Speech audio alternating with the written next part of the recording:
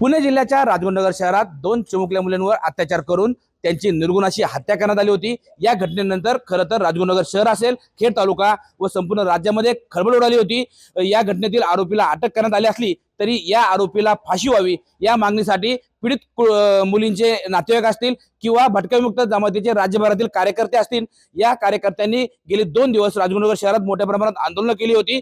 या घटनेच्या निषेधासाठी आज राजगुरुनगर शहरामध्ये कडकडीत असा बंद पाळण्यात आला आहे आणि या बंद मध्ये सर्व व्यवहार राजगुरुनगर मधील बंद ठेवण्यात आले आहेत। काय सांगाल, आज राजगुरुनगर शहरामध्ये बंद पाळलाय, काय आहे परिस्थिती? जे चिमुकल्याची हत्या झाली आणि अत्याचार झाली त्या विरोधात भारत आपलं खेड पूर्ण राजगुरुनगर शहर पूर्ण बंद ठेवण्यात आलेलं आहे आणि अशी घटना पुन्हा कुठेही घडू नये याकरता आजचं पूर्ण बंद सर्व लोकांचे मिळून करण्यात आलेला आहे। खरं तर या घटनेच्या निषेधात आज राजगुरुनगर शहर बंद आहे। काय सांगाल, घटना अतिशय मोठी आहे आणि त्या घटनेत राजगुरुनगरवासी आज सहभागी झालेत। काय आहेत राजगुरुनगरवासियांच्या भावना? ह्या घटना घडतात, ह्या घटना घडावा नाही यासाठी आम्ही सर्वजण निषेध करत आहोत, म्हणून राजगुरुनगर शहर बंद आहे। खरं तर या घटनेच्या निषेधासाठी राजगुरुनगर शहर आज बंद आहे।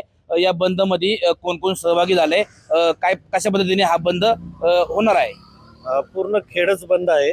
सर्व सर्व शाळा, कॉलेजेस, शैक्षणिक संस्था वगैरे आणि मेन म्हणजे व्यापारी महासंघाने बंद पुकारलेला आहे। त्यामुळे कडेकोट बंद राहणार आहे 3 वाजेपर्यंत। खरं तर या घटनेच्या निषेधासाठी राजगुरुनगर शहर हे बंद ठेवण्यात आलं आहे। या बंद मध्ये सर्व संघटना, संस्था आणि व्यापारी सहभागी झाले असून सकाळी 7 ते दुपारी 3 वाजेपर्यंत राजगुरुनगर शहरातील सर्व व्यवहार बंद ठेवण्यात येणार आहेत।